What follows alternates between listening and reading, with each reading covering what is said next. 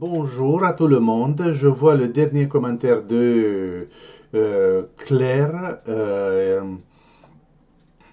Entendez-vous toujours un beau, comment, un écho ou quelque chose ou on est bon?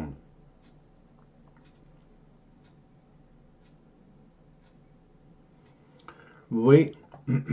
Quelqu'un me dit on est bon, c'est parfait, ok, c'est parfait. Et il y a je ne sais pas quoi.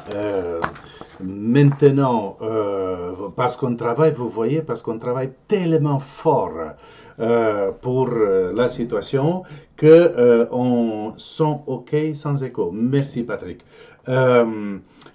Que même on veut nous mettre des bâtons dans les roues parce qu'on est trop efficace, vous voyez. Donc, on ne se laisse pas faire. Oh, j'ai baissé le, euh, la fréquence ici, je pense, et pour m'assurer que ça va être pas un problème, je la baisse encore un peu plus, qui, j'espère, ça ne va pas faire une grande différence pour vous, mais ça va nous faire ici sur une bonne connexion. Donc, nous voilà, bonsoir, encore une fois, je ne sais pas, demain on va passer avec Pascal du temps pour éplucher tout cela parce que c'est pas tout à fait normal, mais en attendant, nous avons la connexion et je vous dis bonsoir, soyez les bienvenus officiellement et sans plus et sans attendre et sans papoter, merci d'être là et nous commençons nos questions du jour. Nous avons quelques questions, si vous les avez téléchargées, nous avons quelques questions vraiment très intéressantes. Et la première, nous commençons avec Carole qui dit, ma première question, je remercie après chaque pratique, petit instant de gratitude. Que vous pouvez vous dire si c'est juste pour moi ou que ce geste correspond à notre éducation? Tu demandes, on te donne, tu remercies, ou si c'est important d'avoir et d'exprimer sa gratitude pour ce qui nous est donné durant les séances. Et bien, c'est une question vraiment très intéressante, Carole, parce que justement, nous, par rapport au Reiki, nous avons l'impression que nous avons le droit automatiquement et naturel et inconditionnel à prendre et nous servir de l'énergie Reiki. C'est vrai, nous avons cette capacité, mais il est tout à fait naturel et c'est une idée très très présente au Japon, il est tout à fait naturel de mettre de l'équilibre et cet équilibre nous le mettons justement en rendant grâce. L'énergie que nous prenons, elle retourne à la source sous forme de sentiment de gratitude. Nous disons quelques mots à notre façon à la fin de notre séance, autotraitement aux séances et tout se passe très très très bien. Oui. Carole, deuxième question. Pour le symbole de pouvoir, lorsque je le trace sur mon corps, je trace comme si je l'écrivais sur la paume de ma main et qu'il pénètre. Désolé, une question semblable a été posée hier et ce n'est pas bien net pour moi. Quand on trace le symbole de pouvoir sur le corps, c'est la seule et unique situation quand nous avons le droit de choisir. Nous pouvons le tracer dans un sens ou dans l'autre sens, que c'est notre choix, d'accord? Mais c'est une question de fonctionnement du cerveau et pas d'autre chose. Et si je décide de le tracer comme ça, c'est très bien. Si je le trace comme ça, c'est très bien. Mais vous voyez, dans les deux cas, je pense à un Z à l'endroit, un Z à l'inverse, n'importe, mais je le fais correctement. Oui, et bien sûr, je fais le Z à l'endroit là, ou à l'inverse comme je peux, 3 tours complets de spirale. Oui, voilà. Anne-Marie, j'aurais besoin de ton aide pour formuler correctement une phrase positive. Elle fait l'introduction ici, que je vous invite à lire. Et la phrase qu'Anne-Marie suggère, c'est tous les efforts de recherche médicale, de production de médicaments et de techniques de soins sont réalisés avant tout pour la guérison et le bien-être des malades, pour le plus grand bien, ainsi de suite. Est-ce que c'est correct et qu'est-ce qu'on pourrait faire? Théoriquement, un mari, c'est correct, bien sûr. Mais là, c'est complexe, j'ose dire même c'est compliqué. Ensuite, tu utilises des mots avant tout pour la guérison. Et donc tu laisses la place pour le côté mercantile des labos et ainsi de suite. Donc ici, qu'est-ce que nous voulons? Nous voulons que les recherches aillent du bon côté, que les recherches apportent la solution médicale pour les problèmes de ce moment. Et donc il faudra formuler l'affirmation positive en fonction de notre objectif et non pas en fonction de toute cette, comment on va dire, de toute cette logique et tout ce que tu dis autour de tout cela. D'accord? Donc, si tu me proposes une autre formule, une autre affirmation, on peut la voir ici ensemble. Et à propos des affirmations positives, Geneviève m'a envoyé une suggestion. Moi, je l'ai complétée. Nous l'avons travaillé un tout petit peu ensemble. Et voilà, ici, nous avons ce soir une formule légèrement modifiée de nous avons la clairvoyance et la conscience de la liberté. C'est ça l'élément nouveau, la conscience de la liberté pour créer un monde d'amour, de solidarité, de respect. J'ai mis l'astérix à propos du mot clairvoyance et vous avez vu en bas de votre page que clairvoyance signifie, c'est pas sur la grande feuille, mais sur la petite feuille, oui, et sur les deux le papier avec les deux phrases également. Donc clairvoyance signifie vision claire et non pas autre chose. Séverine, ma question est, quand on fait le symbole mental émotionnel, le pouvoir sur les aliments, doit-on faire avant le protocole, c'est-à-dire doit-on faire avant le protocole, c'est-à-dire le Kenuku, activation des mains, le symbole dans l'air, et si c'est quand on est invité et que l'on va au restaurant, comment fait-on? On le fait mentalement, et pour les médicaments, comment on le fait? Eh bien, c'est une question de circonstance. Je suis chez moi, bien sûr que je fais cela tranquillement, surtout si la nourriture est suffisamment chaude pour attendre mon intervention. Mais si je suis au restaurant, je le fais mentalement, je projette dans ma nourriture le mental émotionnel et le pouvoir, et le but est là de harmoniser l'énergie qui pourrait ne pas être compatible avec la mienne. D'accord? Donc ça c'est le but. On ne va pas, quand on est invité, on ne va pas dire les invités, vous sortez parce que j'ai besoin de quelques minutes. On s'adapte, ça c'est le mot, on s'adapte et selon les circonstances, on peut le faire parfaitement et avec les mêmes effets, harmonisation de l'énergie. Les médicaments, on les prend dans les mains. A priori, quand on prend des médicaments, on a le temps, on le sait et on a le temps. Et donc, pour cette raison, on va activer les mains, on va activer les symboles dans l'air et on donne de l'équilibre. On n'a pas le temps, on prend le médicament dans les mains et on fait tout le reste mentalement. Voilà, ensuite, Jean-Luc, excusez-moi si le sujet a déjà été évoqué, mais serait-il possible d'évoquer les kotodama et leur utilisation avec les symboles? Kotodama, utilisation avec les symboles, c'est deux éléments différents. Même si beaucoup d'entre nous, nous avons l'impression que Kotodama ou symbole, c'est la même chose, ce n'est pas la même chose. On est d'accord, c'est la même fréquence, c'est la même vibration, mais il s'agit des effets et des buts que nous recherchons avec les Kotodama différents. Et donc, c'est pour cette raison que c'est un sujet plutôt vaste et je vous propose d'attendre un tout petit peu. Je vais faire une présentation complète sur la chaîne ici. Donc, à propos de cela, plusieurs d'entre vous, vous ne savez pas, mais là, c'est le live. Et si vous allez sur YouTube et vous cherchez ma chaîne, vous allez trouver plein de petites vidéos avec des petites techniques et bien sûr tous les lives du soir.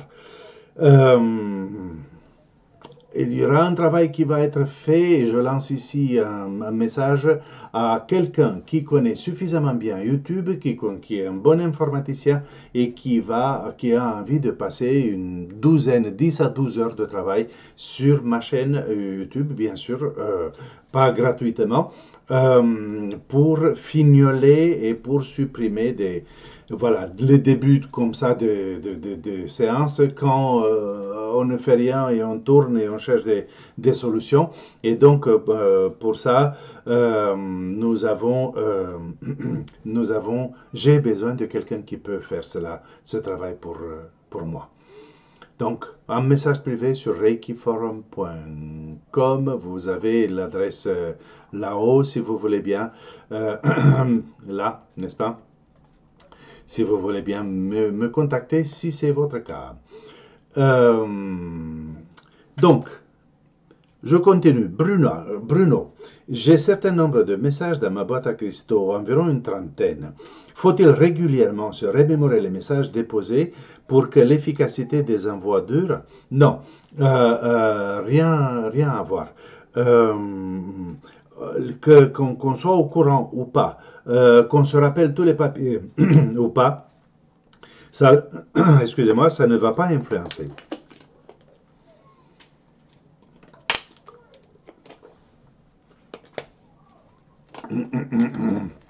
Ça ne va pas influencer. Tu as une trentaine et maintenant, en ce moment, mais peut-être que dans un an, tu auras 80. On ne peut pas se rappeler de tous ces papiers. Et ce qu'on fait régulièrement, on regarde la liste pour voir s'il y a des papiers qui sont arrivés à terme ou les gens qui nous ont appelés entre-temps et nous n'avons pas noté, et ainsi de suite. Donc, pour maintenir de l'ordre dans la grille, mais quand on regarde la liste, bien sûr qu'on se rappelle un tout petit peu, mais on ne pourra pas, probablement pas, réciter la liste de tout le monde par cœur, non? Et ensuite, Corinne, je vais directement après notre séance activer ma grille de cristaux. Est-il nécessaire d'activer les mains et de tracer le symbole de pouvoir sur soi? Ou puis-je directement faire les symboles dans l'air, puis sur le cristal maître? Encore une fois, c'est les circonstances qui vont décider. On termine la soirée. Bisous, bonne soirée. OK. Et on s'en va immédiatement faire, mais littéralement immédiatement, faire la grille de cristaux. Alors, très clairement, très probablement, ce n'est pas nécessaire. Mais imaginez que, Corinne, tu vas faire pipi, ensuite tu bois un coup, ensuite la famille te dit, ah là là là, je ne sais pas quoi. Tu es déconnecté de cet état d'esprit, et quand tu reviens pour faire charger la grille, de toute façon, il faudra activer les mains. Pas vraiment nécessaire d'activer le symbole de pouvoir sur soi-même, mais activer les mains, oui. Donc tu comprends, vous comprenez, c'est une question de circonstances et il n'y a pas de règles figées, rigides, non? Deuxième question de Corinne. À propos des pierres portées en bijoux et des montres, je quitte tout pour faire des séances et les initiations et je fais tout quitter à mes clients et élèves pour des raisons de confort et d'énergie parasite. Résonance à éviter. Est-ce nécessaire, conseillé ou inutile? Alors, il n'y a personne qui est mort à cause d'une pierre. Bon, pierre portée sur soi-même, non? Si elle arrive d'une façon inédite, ça c'est autre chose. Mais je veux dire, oui, les pierres ont une certaine énergie. Et il y a beaucoup de personnes qui utilisent les pierres, qui aiment beaucoup avoir les pierres dans leur poche, que ce soit pendant l'initiation ou pendant la séance. Le passage de l'énergie, initiation aux séances, ne dépend pas, n'est pas empêché, n'est pas entravé par la présence des pierres. La seule chose avec... oui, l'image se fige parfois parce que le débit est très bas. La seule chose avec laquelle je suis vraiment d'accord ici, c'est avec les montres. La montre à quartz, je l'enlève, je ne porte de montre à quartz que lors des voyages, parce que c'est pratique, mais le reste du temps, je ne porte pas de montre. Non pas parce que ce serait dangereux, mais tout simplement parce que ça ne me plaît pas ajouter un petit champ, à peu près 25 cm de rayon, un petit champ électromagnétique supplémentaire. Mais je vous dis encore une fois, vous avez une urgence devant vous, vous n'allez pas dire à la personne, ne tombe pas dans les pommes parce que je dois enlever ma montre et je ne sais pas quoi. D'accord? Brigitte, mon lévrier a fait un AVC l'été dernier suite à mon départ à l'hôpital pour une intervention importante en urgence. Il a des séquelles aux pattes arrière. Je fais une séance de Reiki à distance avec mon papier et le cristal et un soin, il n'y a pas de soin Brigitte, et un soin quotidien en direct. Mon affirmation est Junko est en parfaite santé. Dois-je évoquer aussi que sa locomotion des pattes arrière est parfaite? Alors, on revient à la même idée qu'on a eue déjà. Quand on fait un envoi à distance, on le fait globalement, qu'il s'agisse d'un animal ou d'un être humain. Ah oui, bien sûr. Voilà, lisez le commentaire de Patrick, il est important. Il vaut mieux éteindre le téléphone portable que la montre à quartz. Euh, donc, euh, qu'il s'agisse d'un être humain ou qu'il s'agisse d'un animal, on envoie globalement à la personne globalement et non pas à un aspect d'elle-même. Et de plus, il y a ici un petit problème, Brigitte. Junko est en parfaite santé. Quel genre de santé? Santé physique, mentale, émotionnelle ou comment? Parce que le mot santé est vraiment très très global. Et il y a quelque temps, on m'a dit que même l'OMS a défini l'état de santé. Et apparemment, l'OMS aurait dit quand une personne est en parfaite santé, ça veut dire qu'elle va parfaitement bien au niveau physique, mental, émotionnel, spirituel et social. 5 aspects, 5 points. Donc dire je suis en parfaite santé, c'est perdre son temps parce que on aurait besoin de beaucoup trop d'énergie et beaucoup trop de focalisation, concentration pour qu'il y ait un effet réel. Donc je suis en parfaite santé physique ou parfaite santé mentale, et ainsi de suite. Mais encore une fois, juste envoyer du Reiki à distance à Junko, lui donner des séances en direct, il n'y a pas besoin d'affirmations positives de plus. Valérie qui a imité Ludovic d'hier et elle envoie 6 questions. Mon Dieu, mais elles sont intéressantes et bien sûr que euh, je vais les lire et on va les voir ensemble, c'est assez intéressant. Donc, j'ai bien conscience que nous ne soignons pas. Et si nous ne disons pas soin Reiki, quel terme faut-il utiliser?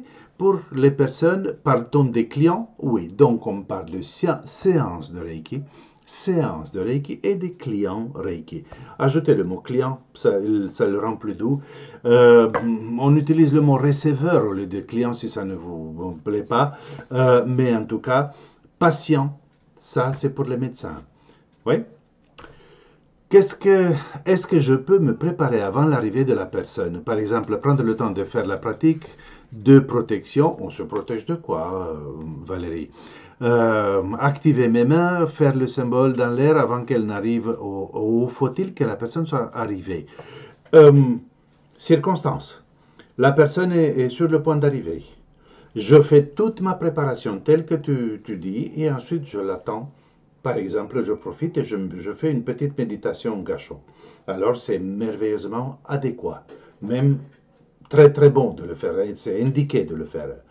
Mais supposez que vous faites votre préparation et ensuite vous continuez à arranger par ici un truc, à faire un autre truc, parce que surtout les femmes, avec tout mon respect, vous êtes spécialistes à être perfectionnistes et mettre tout impeccablement en place. Ça, pour parfois, bon, c'est très bien, continuez comme ça. J'adore aussi l'ordre et la propreté. Mais ça nous déconnecte de ce que nous allons faire. Donc on se replace dans une attitude mentale, un état d'esprit qui n'a rien à voir avec la séance que nous allons donner. Et donc c'est pour cette raison que personnellement, j'attends que la personne vienne. Bonjour, comment ça va? Bah oui, j'ai mal dormi. Ah oui, ma grand-belle-mère a fait ci, je ne sais pas quoi. Et ensuite, quand elle est allongée, elle est en train de se relaxer et moi en train de me préparer. Mais,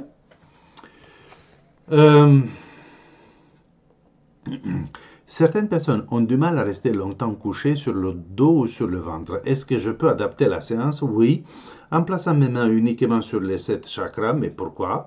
Ou en me limitant uniquement au dos, par exemple, si la personne vient pour des douleurs dorsales. Et les douleurs dorsales viennent d'où, s'il vous plaît? Il y a eu cause mécanique. Alors, bien sûr qu'on agit directement sur le dos. Il n'y a pas eu de cause mécanique, ça peut être autre chose, et on le sait bien, c'est que c'est même banal qu'on a plein le dos. De cette façon, la séance sera plus courte et lui permettra de revenir 4 jours consécutifs sans redouter d'être dans l'inconfort.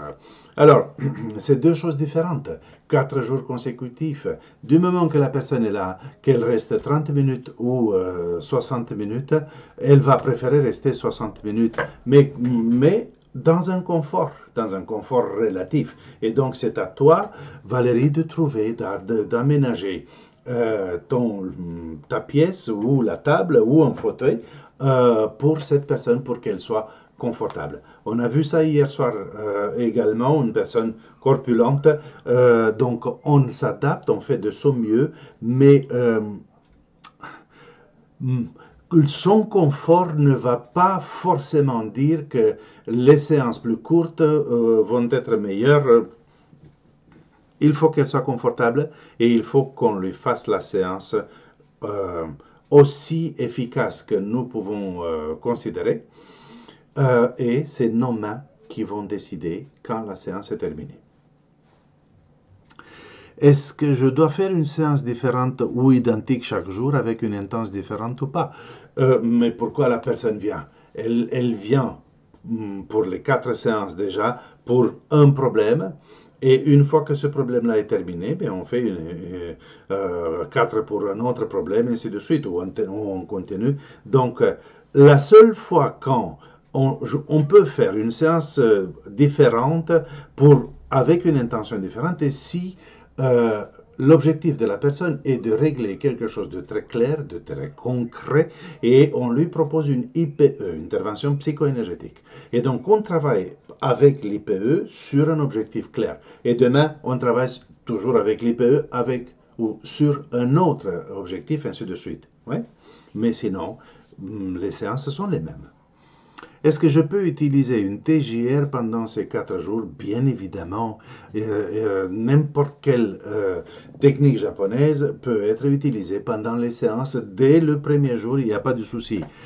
Vous êtes entièrement à l'aise avec l'IPE, vous pouvez la proposer dès le premier jour. Je la propose dès le premier jour parce que c'est une technique qui me plaît beaucoup et je suis entièrement à l'aise. Il y a des personnes qui ne sont pas à l'aise à cause de peut-être manque d'habitude, d'expérience, et elles préfèrent attendre un tout petit peu avant de proposer l'IPE à un nouveau client. J'utilise une grille de cristaux, mais j'ai beaucoup de mal à mettre une date de fin pour l'envoi. Je ne vois pas pourquoi. Donc, en fait, je n'en mets pas. Tu as le droit. Puis, lorsque je sais que la personne va mieux ou que la situation est résolue, je brûle le papier. Est-ce que c'est OK comme ça?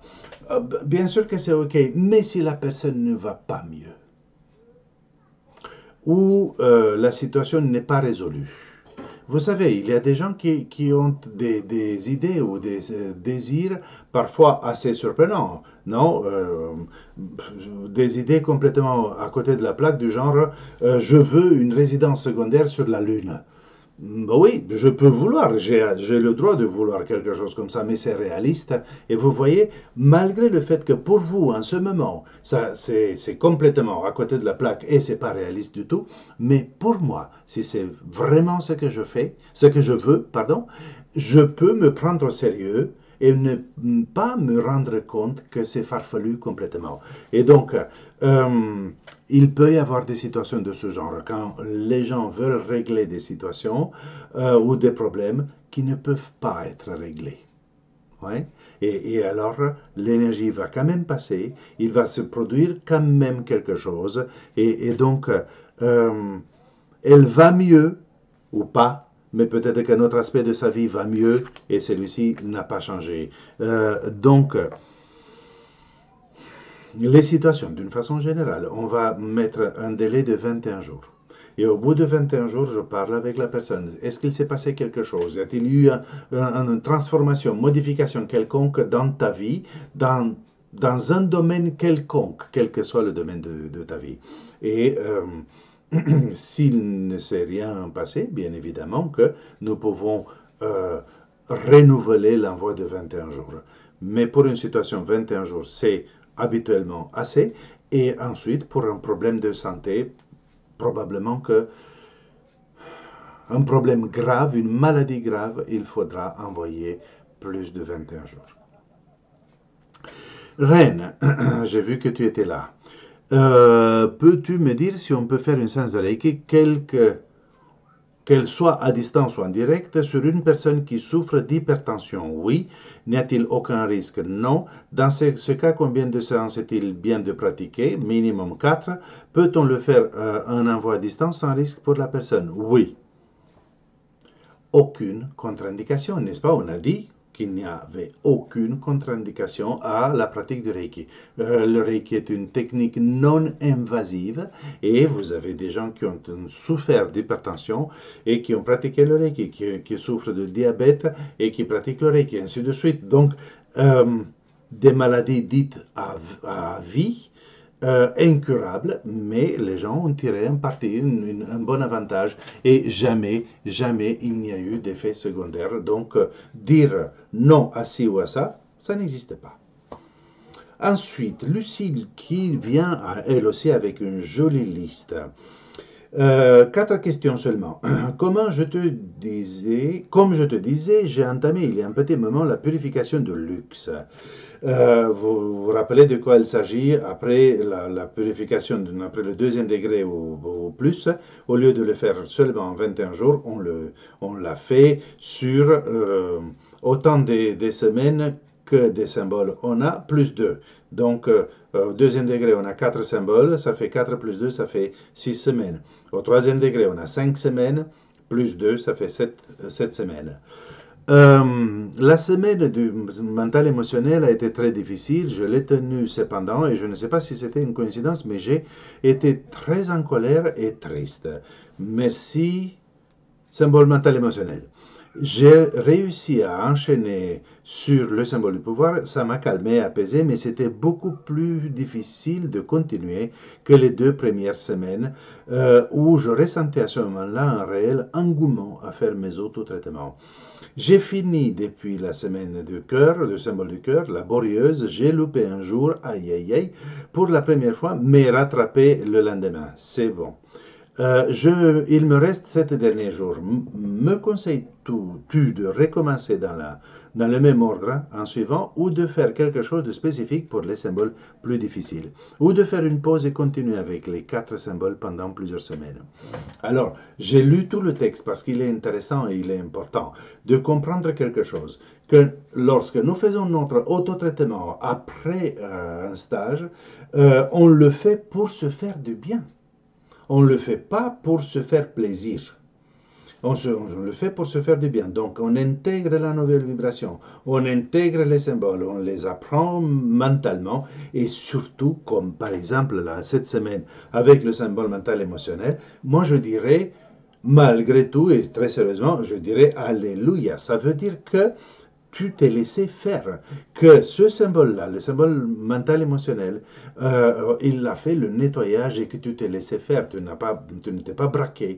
Et il y a plein de gens, et moi par exemple, personnellement, je parle de moi sans gêne, il ne m'est rien arrivé après le 1er degré, il ne m'est rien arrivé après le 2e degré. Mais comme si j'étais parfait et tout le monde vomissait des arrêts et tout le truc imaginable, moi j'étais frais comme une fleur. Et quand j'ai passé la maîtrise 3 et 4, et tac, là ça a été, comme on dit, j'ai dégusté, mais à fond et totalement. Donc, chacun son niveau, son degré de lâcher prise. Félicitations, donc tu t'es laissé faire.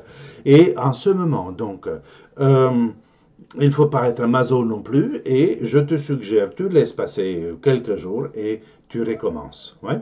Et tu recommences pareil avec le symbole de distance et enfin tous les symboles une semaine et ensuite 4 semaines et ensuite tous les symboles nouveaux. C'est intéressant de faire cela, surtout tenant compte de l'autre échange que nous avons fait un peu plus tôt aujourd'hui. Deuxième question. Il m'arrive de raccourcir mon autotraitement à 2 minutes. Aïe, aïe, aïe. Par position, ça tient ainsi dans les 30 minutes et psychologiquement, je tiens mieux l'endurance. Je culpabilise et je me dis que je ne fais pas l'exercice au maximum. Que penses-tu? J'essaye d'être bienveillante et me dire que c'est déjà bien de tenir l'autotraitement de 30 minutes à tous les jours sans exception. Alors, Lucille, tu as demandé, je te réponds, et je ne mets pas des gants, enfin des gants, mais pas vraiment des gants, parce que l'autotraitement doit arriver à être un moment de relaxation et pas un moment de plaisir proprement dit, mais en tout cas, c'est un moment à soi et c'est un bon moment.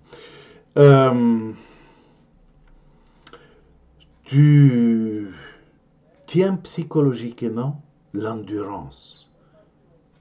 C'est très fort comme mot, n'est-ce pas? Et ensuite, tu ajoutes, je culpabilise.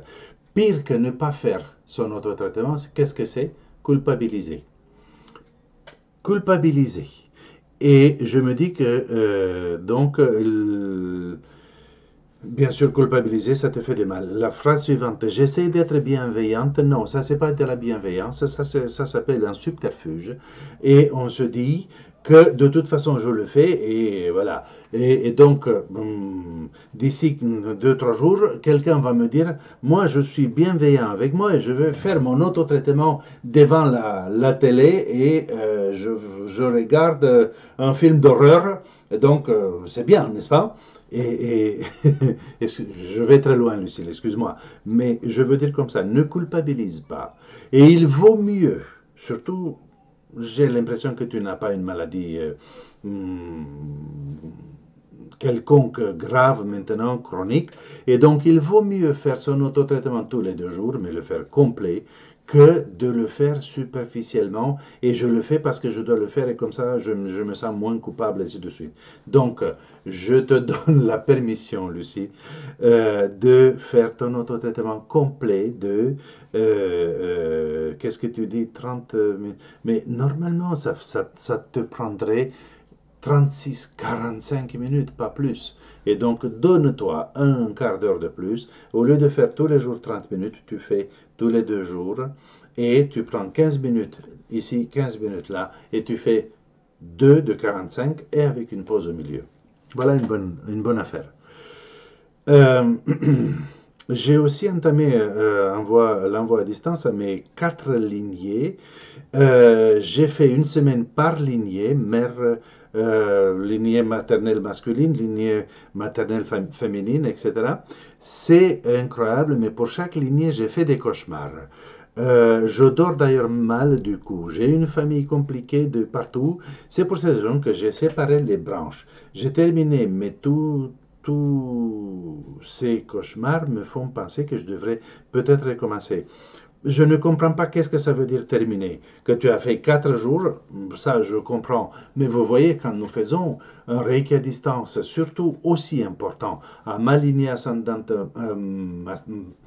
masculine maternelle, masculine paternelle, féminine maternelle, féminine paternelle, et donc on fait un travail aussi à fond, c'est clair qu'on ne le termine pas en 4 jours. Et donc au lieu de faire 4 jours pour une lignée, 4 jours pour une autre lignée, je te suggère de faire au moins 2 lignées à la fois. Avec un cristal, tu fais un jour oui, un jour non, et donc tu peux travailler sur au moins deux envois, mais tu ne travailles physiquement, concrètement que sur un. Aujourd'hui, numéro 1, demain numéro 2, après-demain numéro 1, 2 jours d'après numéro 2, ainsi de suite. Ouais. Et donc, oui, si tu as toujours des cauchemars, si tu dors toujours mal, tu as toujours l'impression que ça vient de cela, alors fais-le, recommence. Ouais, recommence de cette façon. Pour mes envois à distance, je fais avec les cristaux. Et donc, un jour sur deux, penses-tu que ça a le même effet? Oui. Sur ma lignée que si je le faisais tous les jours. Aucune différence. J'ai aussi un cristal pour mes vies passées, un autre pour moi-même depuis avant ma naissance. Donc, j'alterne ces trois envois. Euh, tu peux avoir autant de cristaux que tu veux. Et de toute façon, du moment que tu maintiens le rythme, vraiment, vraiment, un jour oui, un jour non, un jour oui, un jour non, ça va être exactement la même efficacité, n'importe combien de cristaux ou d'envois tu as. Voilà. Ensuite vient Olga. Mais c'est incroyable, c'est le jour des listes de questions. Parce que, voilà, trois personnes presque l'une après l'autre qui ont envoyé une liste entière de questions. On a le temps, mais voilà, c'est intéressant comment les choses se passent. Olga qui nous pose des questions très intéressantes. Pour ce qui est de la stimulation des chakras avec le symbole de pouvoir, on m'a enseigné de le faire de haut en bas. Tu proposes le contraire. Ne voulant pas entrer dans le jeu de qui a raison, mais c'est moi qui ai raison. Euh, Ma question est simplement, s'agit-il d'une convention ou y a-t-il un effet différent selon l'ordre suivi? Réponse numéro 1, oui, c'est une convention. Réponse numéro 2, c'est une convention qui est basée sur une perception vraiment intéressante. Et il est logique de monter du chakra qui vibre le plus bas au chakra qui vibre le plus haut. On ne parle pas ici de faire supériorité ou infériorité, mais tout simplement de fréquence. Le premier chakra, c'est la fréquence la plus basse et on monte vers le plus haut. Le premier chakra est le chakra le plus fort au point de vue muscle. Le septième chakra a le moins de muscles de tous les sept, mais le septième est la fréquence la plus élevée qui influence le fonctionnement des autres et ainsi de suite. Donc, la seule chose que je te conseille, ou plutôt je te suggère, est pendant un certain temps, de faire l'inverse, de commencer par le premier et terminer par le septième, et voir qu'est-ce que ça donne, voir comment tu te sens. Moi, personnellement, je ne pense pas que tu vas te sentir moins bien, mais au contraire, probablement que tu vas trouver beaucoup plus de sens, beaucoup plus de fluidité. Ouais? Deuxième question de Olga, plus vastement, au sujet des différences entre écoles. Il est communément admis qu'à partir du moment où on a reçu des initiations indirectes d'une lignée vérifiable, l'enseignement qu'on a reçu est valable et on recommande de pratiquer ce qu'on a reçu. Je me dis, oui, mais dans quelle mesure? Serait-ce uniquement pour le protocole d'initiation quand on est maître qu'il faut ne rien changer? Par exemple, tu invites des gens à se procurer la calligraphie maintenant confirmée des symboles. Ce serait donc correct de pratiquer avec les symboles tracés différemment. Autre exemple, peut-être plus gênant, le nom que j'ai... je m'arrête ici, je réponds jusqu'ici. Donc, quand on passe la maîtrise, puisqu'on parle des protocoles d'initiation, on commence à enseigner à son tour. Ce qui est absolument qu'on ne peut pas toucher, qu'on doit respecter à la lettre exactement, c'est effectivement le protocole d'initiation. Tout le reste, tout l'enseignement, n'oubliez pas que les enseignants Reiki ne sont pas des maîtres. Oui, on utilise l'expression maître Reiki, d'accord, mais un enseignant de Reiki n'est pas un maître, c'est un enseignant qui transmet certaines notions, des connaissances par rapport à la pratique du Reiki, et parfois ça va un tout petit peu dans le sens on va dire, d'un enseignement spirituel. Mais cet enseignement spirituel, c'est quoi? Ce sont les convictions et ça dépend du filtre de chaque enseignant. Et donc, cela ne signifie pas que c'est la vérité absolue en aucun cas. Et combien de personnes j'entends, et même hier, j'ai parlé avec quelqu'un qui dit Madame Untel ou Monsieur Untel, à un moment donné, a pété les plombs et a informé tout le monde qu'elle n'enseigne plus le Reiki parce qu'elle a découvert un autre chemin, je ne sais pas quoi. Donc, la seule chose immuable est le protocole d'initiation que nous avons reçu de la part de notre maître, que nous devons réaliser exactement de cette façon. L'enseignement, de toute façon, nous devons à nous-mêmes de le remettre en question. Et une fois que j'ai tout appris, alors je remets en question, mais est-ce que c'est vrai? Est-ce que de mon point de vue, comment ça se passe? Ainsi de suite. Transmettre fidèlement ce que notre enseignant nous a transmis à un moment donné, c'est respectueux et on a l'impression que c'est ça, respecter honorer les parents, les professeurs et les aïeux. Pas du tout, parce que honorer, c'est une chose, et remettre en question un enseignement humain, parce que c'est humain, c'est complètement autre chose. Donc tu te dois à toi-même, Olga, de remettre en question l'enseignement théorique, tu dois à tes élèves de le remettre, hein, mais le protocole d'initiation, du moment que tu as reçu un protocole, comme tu dis, en direct et d'une ligne vérifiable, alors c'est ce protocole-là qui va être que tu vas utiliser. Donc quand je dis toutes les écoles de Reiki se valent, je fais référence au protocole d'initiation. Mais toutes les écoles ne se valent pas au niveau de la qualité de l'enseignement, de la quantité d'informations et de la fiabilité de ces informations-là. OK? Autre exemple, peut-être plus gênant. Il n'y a rien de gênant. On est entre nous et je ne sais pas combien on est, mais de toute façon, on est entre nous, n'est-ce pas?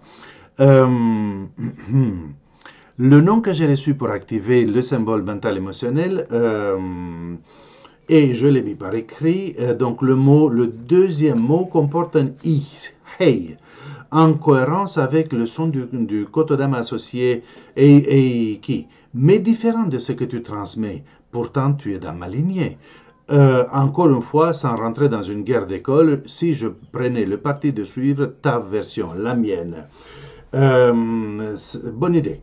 Cela voudrait-il dire que mon symbole du coup, ma pratique deuxième degré aurait été inefficace, inutile jusqu'à aujourd'hui? Serait-ce une pratique correcte de changer du jour au lendemain, adopter un nouveau tracé et non, sans passer par une nouvelle initiation? Selon toi, et si ça peut se résumer facilement, qu'est-ce qui fait partie de l'intouchable dans l'enseignement? Donc l'intouchable dans l'enseignement, je l'ai déjà expliqué. Donc par rapport à la calligraphie des symboles, avec tout le respect, il me semble que ajouter un i après le he, dire hey, c'est incorrect. Tu fais un tour, Olga, sur Internet et tu ne vas trouver personne, ou pratiquement personne, qui utilise cette calligraphie ou qui ajoute un i. Je sais que c'est logique parce que c'est Eiki, mais cependant, le symbole n'a pas de i. Maintenant, qu'est-ce qu'il va se passer si tu changes? Eh bien, rien. Rien du tout. Parce que rappelez-vous s'il vous plaît tous, tout le monde, que lorsque nous sommes initiés, nous recevons une initiation deuxième, troisième, ainsi de suite, nous sommes initiés à une fréquence et non pas à un dessin. Nous sommes initiés à une fréquence et pas à un dessin. Et heureusement, parce que si je vous dis comme ça, faites une expérience. Olga, s'il te plaît, fais l'expérience. Ce symbole qui te tient à cœur, ce soir, dessine-le 10 fois. Crois-tu vraiment que tu auras 10 symboles, 10 dessins identiques comme une photocopieuse? Non, ça sera la même chose, mais légèrement différent. Un peu plus comme ci, un peu plus comme ça. Les oreilles plus bas, les oreilles plus haut, et ainsi de suite. Donc, nous ne sommes pas initiés à un dessin, nous sommes initiés à une fréquence. Le dessin est le point de focalisation. Vous vous rappelez, quand nous activons un symbole, qu'est-ce qui se passe? Quelles sont les 4 conditions pour activer, aux 4 éléments qui contribuent à l'activation d'un symbole? L'initiation, premier élément. Deuxième, l'intention. Quand vous dessinez un symbole pour l'apprendre, il n'y a pas d'énergie. Quand vous le tracez, même s'il n'est pas parfait, mais avec l'intention de l'utiliser, il y a de l'énergie. Oui? Donc, initiation, intention, son, le Kotodama qui se trouve à l'intérieur du nom du symbole. Et je suis d'accord qu'ici, il y a une petite différence que je ne sais pas expliquer, mais que j'obéis parce que, en attendant de trouver une explication cohérente et satisfaisante, je ne modifie pas. Donc, le son, Kotodama, et enfin, le dessin. Le dessin, l'élément qui donne le plus de controverses, le plus de casse-tête, et depuis toujours, c'est le moins important parce que le dessin est le point de focalisation de notre attention. Ouais. Grâce au dessin, on n'a pas de pensée parasite quand on trace un symbole dans l'air, n'est-ce pas? Essayez. Le symbole de distance, avez-vous, quand vous le tracez sérieusement, avez-vous la moindre pensée parasite? Non, si vous êtes concentré. Donc, c'est ça ma réponse. Avant de commencer à distribuer les symboles, la calligraphie correcte des symboles, il m'a fallu 2 ans pour m'assurer vraiment que le symbole de maître, que j'ai la calligraphie correcte sur garantie du symbole de maître, quand je l'ai trouvé dans la prière pour Sontaine, la prière de mon Kurama, là, bien sûr qu'il n'y a plus de le moindre doute, et il m'a fallu 1 an de plus pour m'assurer sûr que le symbole de distance est vraiment correct. Et c'est seulement à ce moment-là que, à l'époque, donc, j'ai envoyé un mail à mes élèves pour dire voilà la calligraphie correcte. Et maintenant, j'affirme que ce que j'envoie par mail, c'est la calligraphie correcte. Elle est faite à l'ordinateur, ce n'est pas avec un pinceau, ce n'est pas une calligraphie artistique. Mais c'est une calligraphie correcte. Et de toutes les calligraphies fantaisistes qu'on trouve sur Internet, il me semble que ce que j'envoie, c'est parfaitement correct et c'est plus rigoureux. Et c'est normal d'avoir la calligraphie rigoureuse et correcte. Voilà tous mes commentaires pour Olga et merci beaucoup pour ces questions. Patricia, a-t-on le droit d'intervenir pour pacifier une situation avec le symbole mental émotionnel? Par exemple, lors d'une relation conflictuelle entre 2 ou plusieurs personnes, ou peut-être une bagarre dans la rue. Enfin, donc tout cela sans avoir la permission, bien sûr, des personnes impliquées. N'y a-t-il pas, je saute, n'y a-t-il pas de risque de s'octroyer une autorisation à intervenir un peu arbitraire? Et peut-être, je ne sais pas, non souhaité, voire non souhaitable. Même si la souffrance n'est pas nécessaire pour évoluer, j'ai quand même la sensation, peut-être à tort, car provient peut-être d'une sensation encore trop ancrée en moi, que nous devons passer ou vivre certaines souffrances. Je peux admettre que nous voyons que nous soyons co-auteurs pour beaucoup de choses, mais parfois, j'ai le sentiment que l'on devait passer par là. Oui. Donc, tout cela c'est clair, Patricia, bien évidemment. On est d'accord, la souffrance n'est pas nécessaire.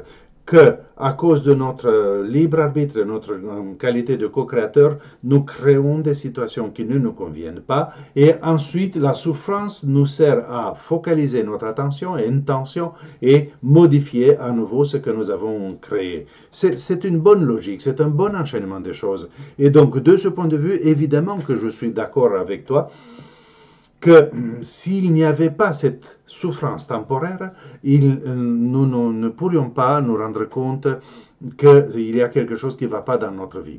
Oui. Cependant, je préconise quand même d'utiliser le symbole mental émotionnel en cas de conflit, en cas de tension entre moi et quelqu'un d'autre, entre 2 personnes qui sont en train de se disputer, et ainsi de suite. Mais quand je l'utilise, je n'ai pas d'intérêt, je n'ai pas de préférence, ni pour l'un ni pour l'autre, que l'un gagne ou que l'autre gagne. Donc là, je ne prends pas parti. Et pourquoi je me le permets? Tout simplement parce qu'il y a déjà suffisamment d'énergie négative dans le monde, dans notre monde, je dirais mieux, et chaque petite bagarre, chaque petite tension qu'il y a entre vous et votre chérie à la maison, entre 2 personnes dans la rue, ainsi de suite, ça alimente l'égrégore négatif et c'est ça que je veux éviter. Oui? J'ai vu tant de situations dans la rue, comme tu dis, tant de situations où instantanément le symbole mental émotionnel entre les 2 personnes qui se bagarraient, elles se sont calmées et réglé leurs problèmes sans se casser la figure. Avait-elle vraiment besoin de se casser la figure? Non, évidemment que non.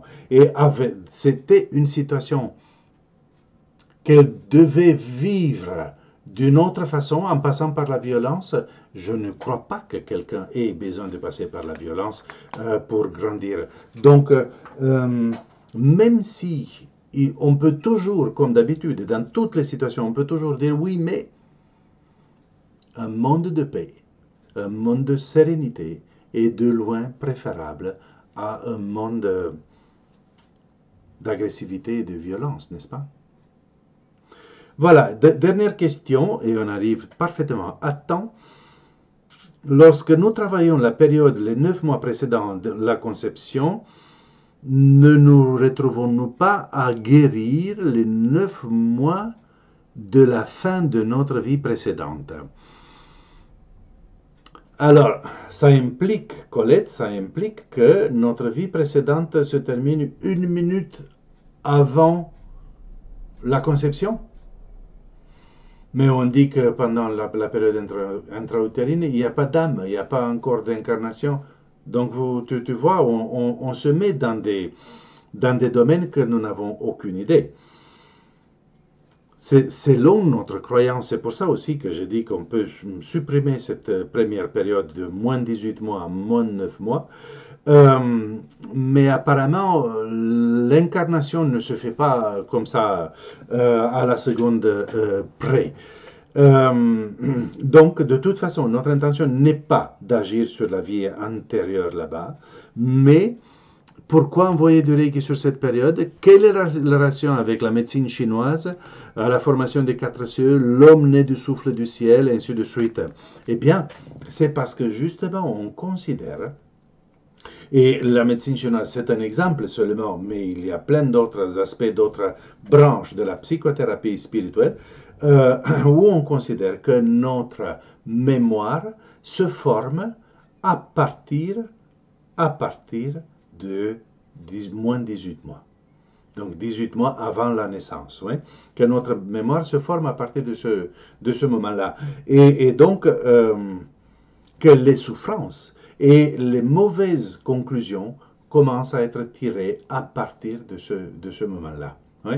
Même si on est d'accord, peut-être que l'influence n'est pas transcendantale et horrible, mais étant donné que je considère que la réincarnation n'est pas si rapide et que ma mémoire commence à se former 18 mois avant ma naissance, alors je commence à ce moment-là.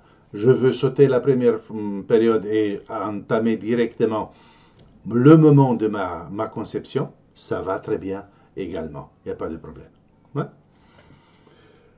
Bonne soirée à tous, merci d'avoir été présente ce soir. Passez une bonne soirée.